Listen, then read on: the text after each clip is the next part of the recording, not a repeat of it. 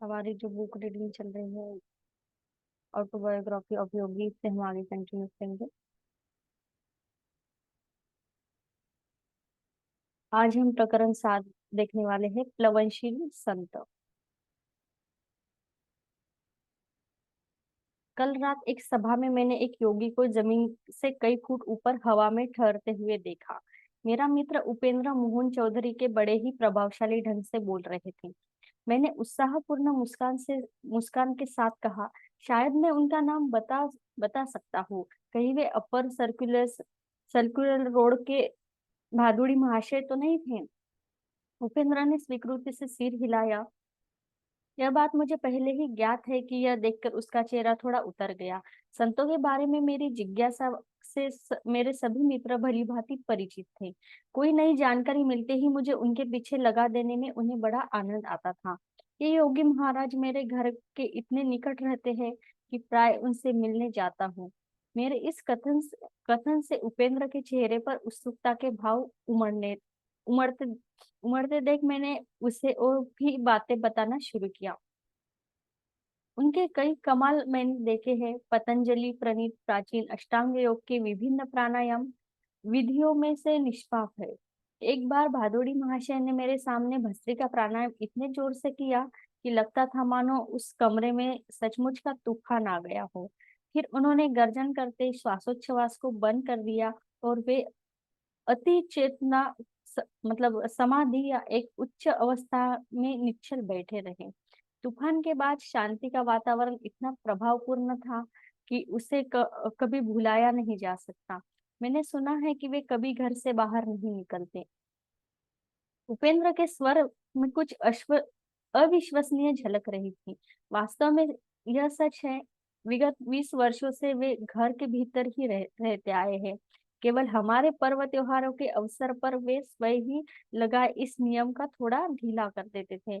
जब वे अपने ही अहाते में स्थित सामने की पगडंडी तक पहुंच जाते थे, वहां पर भिखारी जमा हो जाया करते थे, क्योंकि संत भादुड़ी अपने दयार्द हृदय के लिए प्रसिद्ध है।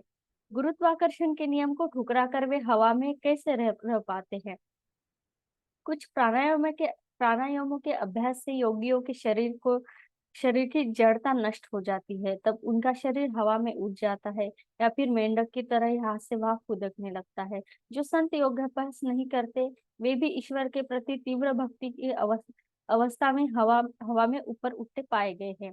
इस संत के विषय में मैं अधिक जानना चाहता हूँ। क्या तुम उनकी सायंकालीन सभाओं में हो जाते? उपेंद्र की आंखें कौतूहल से चमक रही है। हाँ, मैं प्राय जाता हूँ। उनके उपदेशों में विद्यमान विनोद पूर्ण पूर्ण चुटकियों और हास परिहास में मुझे बड़ा मजा आता है।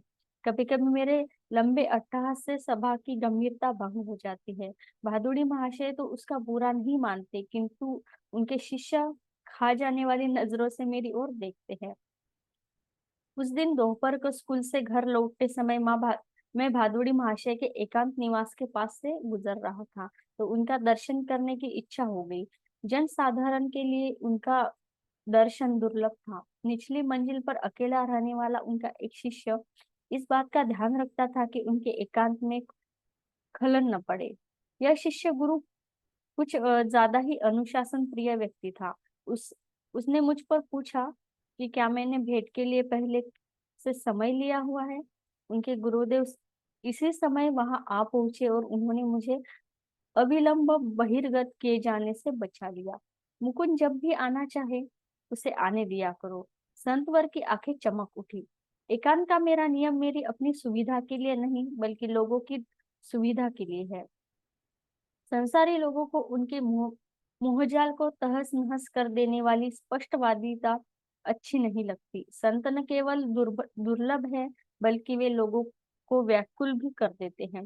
शास्त्र पुराणों में भी वे प्राय जन साधारण को विहर कर पाए जाते हैं। मैं भादुड़ी महाशय के पीछे पीछे ऊपरी मंजिल पर स्थित उनके अत्यंत सादे कक्ष में जा पहुंचा, जहां से वे शायद ही कभी बाहर निकलते थे। संसार की क्षुद्र उत्तेजनाओं के तीव्र गति से नित्य बदलते चित्रों की ओर संतजन प्राय कोई ध्यान नहीं देते। केवल युग युगांतर में स्थिर हुए काजल जयी सत्यों पर उनका ध्यान केंद्रित रहता है। संतों के समकालीन लोग केवल उनके संकीर्ण वर्तमान के लोग ही नहीं होते। महर्षि, जहां तक मैं जानता हूँ, आप पहले ऐसे योगी हैं जो हमेशा घर के अंदर ही रहते हैं। भगवान कभी कभी अपने संतों को अत्यप्राक्षित परिस्थितियों में डाल देते हैं कि कहीं हम यह न सोचे कि हम संतों को एक विशिष्ट नियम की चौखट में बिठा सकते। आरोग्य और शक्ति से ओतप्रोत अपना शरीर उन्होंने पद्मासन में स्थिर किया। उनकी आयु 70 और 80 वर्ष के बीच थी, परंतु आयु या निष्क्रिय जीवन पद्धति की कोई अप्रिय लक्षण उनके शरीर पर नहीं था। उनका सुगठित एवं सीधा शरीर प्रत्येक दृष्टि से आदर्श स्वरूप था। उनका मुखमंडल पुराणों में वर्णित ऋषियों के समान था। भव्य मस्तक, भरपूर दाढ़ी, शांत आंखें और सदैव ईश्वर की सर्वव्यापकता पर स्थिर, वे सदैव दृढ़ता के साथ सीधे बैठते थे। हम दोनों ध्यानस्थ हो गए। 1 घंटे बाद उनकी सौम्य वाणी ने मुझे जगा दिया। तुम प्राय ध्यान लगाते हो, परंतु क्या तुम्हें कुछ अनुभव हुआ है? वे मुझे ध्यान से अधिक ईश्वर से प्रेम करने का स्मरण दिला रहे थे। साधन को ही साध्य समझ लेने की भूल नहीं करना। उन्होंने मुझे कुछ आम दिए। अपने गंभीर स्वभाव में मुझे हमेशा ही आनंदित करने वाली अपनी विनोद बुद्धि को प्रकट करते हुए उन्होंने कहा, साधारणतया लोगों की ध्यान योग से जल योग यानी जलपात अधिक अच्छा लगता है। योग के विषय में उनकी इस शब्द क्रीड़ा को सुनकर मैं ठहाके लगाकर हंसने लगा। क्या हंसी है तुम्हारी? वात्सल्य पूर्वक चमक उनकी दृष्टि में प्रकट हुई। उनका अपना चेहरा सदैव गंभीर ही रहता था, परंतु उसमें भी परमानंद भरी मुस्कुराहट की झलक होती थी। उनके विशाल कमल नयनों में सदैव एक दिव्य हंसी छिपी होती थी। वे पत्र सुदूर स्थित अमेरिका से आए आए हैं। उन्होंने मेज पर पड़े अनेक मोटे मोटे लिफाफों की ओर संकेत किया। वहां की कुछ सोसाइटियों के साथ जिनके सदस्य योग शास्त्र में रुचि रखते हैं, मैं पत्र व्यवहार करता हूँ। वे कोलंबस से बेहतर दिशा ज्ञान के साथ भारत की नए सिरे से खोज कर रहे हैं। उनकी सहायता करने में मुझे खुशी होती है। दिन के उजाले की तरह योग शास्त्र का ज्ञान भी उन सब के लिए है जो इसे प्राप्त करने के इच्छुक हैं। जिसे मानव की मुक्ति के लिए ऋषियों ने अनिवार्य समझा है, उसे पाश्चात्य लोगों के लिए हल्का करने की आवश्यकता नहीं है। बाह्य अनुभव भिन्न होते हुए भी सबकी आत्मा एक ही समान है। और जब तक योग का कुछ न कुछ अभ्यास नहीं किया जाता, तब तक ही पाश्चात्य और न ही पौर्वात्य लोग उन्नति कर सकते हैं। उन्होंने अपनी शांति दृष्टि मुझ पर स्थिर की। मेरी समझ में तब यह नहीं आया कि उनके वक्तव्य में भविष्यवाणी युक्त मार्गदर्शन छुपा हुआ था। वह तो केवल अब, जब मैं यह शब्द लिख रहा हूँ, उनके द्वारा प्राय दिए गए संकेतों का पूर्ण अर्थ मेरी समझ में आ रहा है कि मैं किसी दिन भारत की शिक्षाओं को अमेरिका में ले जाऊंगा। महर्षि, मैं चाहता हूँ कि आप जगत के कल्याण के लिए योग शास्त्र पर एक पुस्तक लिखें।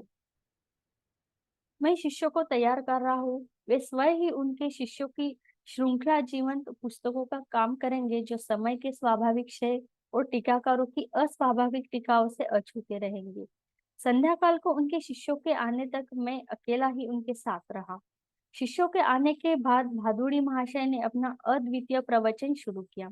शांत बाढ़ की तरह अपने श्रोताओं के मन के कूड़े कर्मठ को बाहर ले जाकर वे उन्हें ईश्वर की ओर ले चले। विशुद्ध बंगाली में वे हृदय स्पर्शी दृष्टांत देते जा रहे थे। उस दिन भादुड़ी महाशय संत संगति को पाने के लिए अपनी राजसी जीवन का त्याग करने वाली मध्ययुगीन राजपूत रानी मीराबाई के जीवन से संबंधित कुछ दार्शनिक तत्वों को समझा रहे थे। एक बार एक महान सन्यासी सनातन गोस्वामी ने मीराबाई से मिलने से इसलिए इनकार कर दिया कि वे स्त्री थी। उत्तर में मीराबाई ने जो कुछ कहा, उसे सुनकर गोस्वामी विनम्र बनकर उनके चरणों में नत हो गए। महात्मा जी महात्मा जी से कहो, मीराबाई ने कहा, कि मैं नहीं जानती थी कि सृष्टि में ईश्वर के अतिरिक्त और भी कोई पुरुष है। क्या हम सबके सामने स्त्रियां नहीं हैं? शास्त्रों का एक सिद्धांत यह है कि केवल ईश्वर ही एकमात्र सुजंक्षम पुरुष तत्व है। उनकी सृष्टि तो केवल निष्क्रिय माया है। मीराबाई ने भक्ति रस से ओतप्रोत अनेक पदों की रचना की है, जो आज भी भारत में प्रेम और श्रद्धा के साथ गाए जाते हैं। उनमें से एक है भादुड़ी महाशय। जहाँ यौगिक आसन में बैठते थे, वही उनके पास पड़ी उनकी खड़ाऊ पर कई शिष्य प्रणामी रख देते थे। भारत में प्रचलित इस श्रद्धापूर्ण चढ़ावे का अर्थ है कि शिष्य अपनी भौतिक संपदा गुरु के चरणों में अर्पित कर रहा है। कृतज्ञ मित्रों के रूप में प्रभु ही अपने भक्तों की देखभाल कर रहे हैं। गुरुदेव आप महान हैं। उस पितामह तुल्य ऋषि से विदा लेते समय उनकी ओर भक्तिपूर्ण दृष्टि देखते हुए एक शिष्य ने कहा, आपने ईश्वर को पाने के लिए और हमें ज्ञान देने के लिए अपनी संपत्ति, आराम आदि सब कुछ त्याग दिया। यह सर्वविदित था कि भादुड़ी महाशय ने बचपन में ही विशाल पैतृक संपत्ति को त्याग दिया था जब उन्होंने अनन्य भाव से योग मार्ग में पदार्पण किया। तुम ठीक उल्टी बात कर रहे हो। भादुड़ी महाशय के मुखविरन पर भर्त्सना के अत्यंत सौम्य भाव प्रकट हुए। मैंने तो अंतहीन आनंद का विराट साम्राज्य प्राप्त करने के लिए कुछ थोड़े रुपए और कुछ तुच्छ सुख विलासों को छोड़ दिया। फिर मैंने कोई त्याग कहाँ किया है। और इस निधि को बांटने के में जो आनंद मिल सकता है उसका मुझे ज्ञान है। इसे इसे क्या त्यागा जा सकता है। अल्पदृष्टि वाले सांसारिक जन ही वास्तव में सच्चे त्यागी हैं। वे अद्वितीय दिव्य संपत्ति को संसार के मुट्ठी भर तुच्छ खिलौने के लिए त्याग देते हैं। त्याग की इस लोक विरुद्ध व्याख्या को सुनकर मेरी हंसी छूट गई, जिनमें जिसमें किसी भी भिक्षुक संत को तो कुबेर का मुकुट पहनाया जाता है और धन गर्भित करोड़पतियों को अनभिज्ञ शहीद बना दिया जाता है। विधि का विधान हमारे भविष्य की योजना किसी भी बीमा कंपनी से अधिक अच्छी तरह बनाता है। उनके ये निष्पक्ष शब्द उनकी अपनी श्रद्धा का अनुभव सिद्ध धर्म था। आज संसार बाह्य सुरक्षा में ही विश्वास करने वाले बेचैन लोगों से भरा हुआ है। उनके कटु विचार उनके ललाटों पर अंकित घाव चिन्हों के समान है। जिसने हमारे प्रथम श्वास के साथ ही हमारे लिए हवा और दूध की व्यवस्था कर दी, वह भगवान अपने भक्तों के दिन प्रतिदिन की व्यवस्था करना भी जानता है। स्कूल से छुट्टी छुट्टी होते ही इन संत के द्वार ही तीर्थ यात्रा करने का क्रम में मैंने जारी रखा। आंतरिक उत्साह के साथ वे अनुभव लाभ में मेरी सहायता करते रहे। एक दिन वे मेरे घर से दूर राम मोहन राय रोड पर रहने के लिए चले गए थे। उनके श्रद्धालु शिष्यों ने उनके लिए कहा नागेंद्र मठ नाम से एक नया आश्रम बना दिया था। यहाँ मेरी कहानी अचानक कई वर्षों आगे निकल जाती है। फिर भी भादुड़ी महाशय की मुझसे कहे गए थे अंतिम शब्दों का उल्लेख मैं यहाँ करना चाहता हूँ। पश्चिम की ओर प्रस्थान करने से कुछ पहले मैं उनके दर्शन करने गया और आशीर्वाद पाने के लिए मैंने उनके चरणों पर सिर रखा। बेटा, अमेरिका जाओ, युग युगांतर की भारत की महिमा को अपनी ढाल के रूप में ले जाओ। विजय तुम्हारे ललाट पर लिखी हुई है। इस देश के भले लोग तुम्हारा हृदयपूर्वक स्वागत करेंगे।